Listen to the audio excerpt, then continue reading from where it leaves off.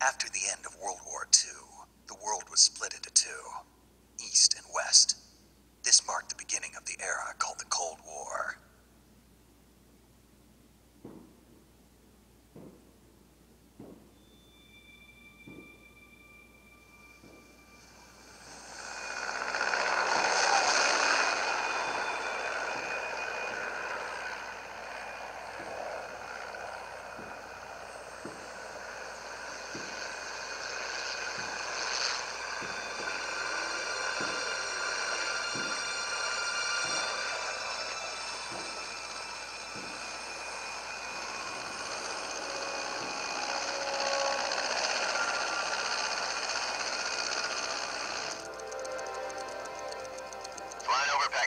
Altitude 30,000 feet. Approaching Soviet airspace. 20 minutes to drop off. Commencing internal depressurization. Equipment check. Arm main parachute. All right. You ready to go? Drop zone still showing a high pressure mass. Cav okay. Good. We've got high visibility.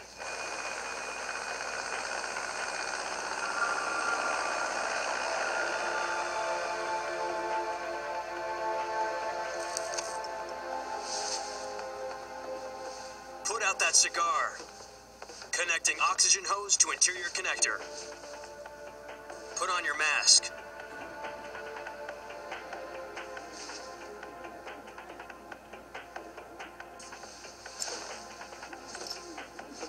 Does this panty waste know what he's doing?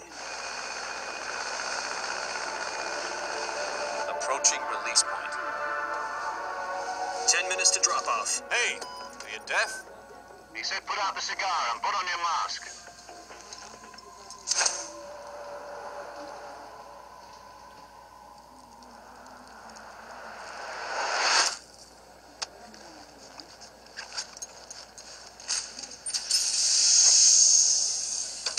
Depressurization complete.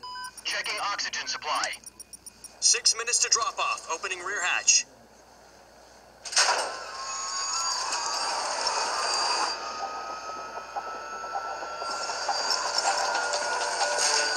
Sunrise.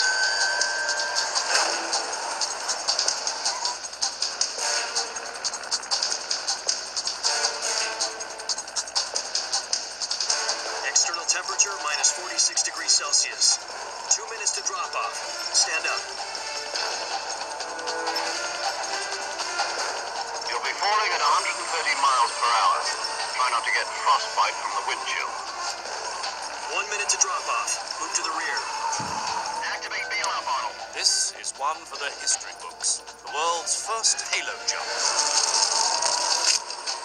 10 seconds to drop off. Stand by. Status okay. All green. Prepare for drop off. Countdown.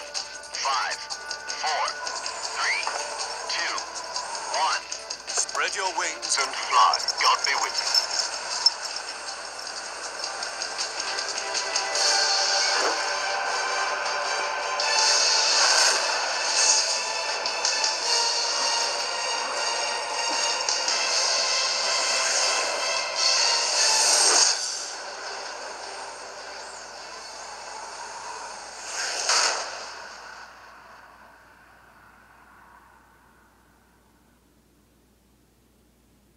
Jack, I've got some important news.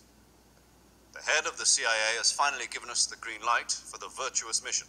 Virtual mission? No, the virtuous mission. The future of our Fox unit depends on it. If it succeeds, we'll be officially organized into a unit. Virtuous mission? Sounds like some kind of initiation ritual. You know, don't get cocky. This isn't a training op. Right. So what exactly is this wonderful mission? Well, about 2 years ago, a certain Soviet scientist requested asylum in the West through one of our moles. His name is Nikolai Stepanovich Sokolov. He's head of the OKB 754 Design Bureau, one of the Soviets' top-secret weapon research facilities, and the East's foremost expert on weapons development.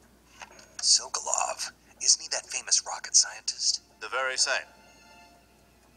On April the 12th, 1961, the Soviets achieved the first manned spaceflight in history. The Earth was blue, but there was no God. Well spoken. The rocket that carried Yuri Gagarin to orbit was the A-1, known as the Vostok rocket. Sokolov is said to be the man most responsible for the multi-engine cluster used in that rocket. After Gagarin's flight, Sokolov left rocket development to become the head of the newly established Design Bureau. From a lowly technician to head of a design bureau, that's quite a success story, so why do you want to defect? It seems he'd become afraid of his own creations. Afraid? Call it a crisis of conscience. And for that, he left his country and his family behind and went over the fence? Not exactly. One of his conditions was that his family was also to be taken safely to the west. We used a mole to get the family out first, and succeeded in sneaking Sokolov over the Berlin Wall shortly afterwards. I was the one who conducted the operation. The security on the eastern side was still full of holes back then. Then what? We got Sokolov over in one piece, but the whole ordeal had left him exhausted, and we checked him into a hospital in West Berlin. It took him 2 weeks and more than 600 miles to get from the research facility in the Soviet Union to Berlin.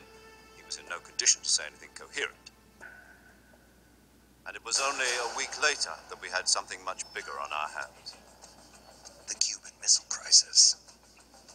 October the 16th, 1962, President Kennedy received word that the Soviets were in the process of deploying intermediate-range ballistic missiles in Cuba. The President demanded that the Soviets dismantle and remove the missiles. At the same time, he announced a naval blockade to prevent further missile shipments from reaching Cuba. But the Soviets didn't back down, instead placing their armed forces on secondary alert. Soviet transport ships carrying missiles continued on course towards Cuba. US and Soviet forces went on alert for an all-out nuclear war. Frantic negotiations were conducted through the UN's Emergency Security Council and unofficial channels to end the hair-trigger standoff. Finally, on October the 28th, the Soviet Union agreed to remove its missiles from Cuba, and so the world avoided a nuclear holocaust. But in order to get the Soviets to pull their missiles out, we had to make a deal. You mean the one where the US agreed to remove its IRBMs from Turkey? No. The Jupiter IRBMs deployed in Turkey were obsolete, and we were going to get rid of them anyway. They had no strategic value whatsoever to either the US or the Russians. The Turkey deal was a ruse, a cover story that was fed to the other intelligence agencies around the world. So what did the Russians really want? Sokolov. They wanted us to return Sokolov. You mean the Soviets pulled out of Cuba just to get their hands on Sokolov? That's right. What the hell was he working on? At the time, we had no idea. We were running out of time. It was either give up Sokolov or risk full-scale nuclear war. In the end, we had no choice. President Kennedy gave in to Khrushchev's demand. The next day, I got Sokolov out of the hospital, handed him over to agents on the eastern side. Sokolov kept on screaming, "Save me," until he disappeared from my sight. Then, a month ago, we received some new information from one of our moles. About Sokolov? Yes. He was taken back to the research facility and forced to continue working on the weapon in question under KGB supervision. What's more, it's on the verge of completion. So what kind of weapon is it? Something to do with space rockets? No, missiles. Same technology. I guess you're right. We don't know the details, but it appears to be a new kind of nuclear device. For half a year now, the Soviets have been conducting frequent nuclear tests at Semipalatinsk. Something to do with the weapon, I assume. We're talking about a secret weapon so big that Khrushchev was ready to pull out of Cuba to get it back. Is Sokolov still in the facility? No. According to our intelligence, he's in Selinoyarsk, a place in the mountains about 3 miles to the west that's known as the Virgin Cliffs. The Virgin Cliffs? Nice name for a virtuous mission. They moved him there just recently. Why? Apparently, they're conducting a field test of the weapon, but it's our best chance to get him back. This mission would never have been possible if he was still in the research facility. This is our last chance. Sokolov must have known that, too, when he contacted us.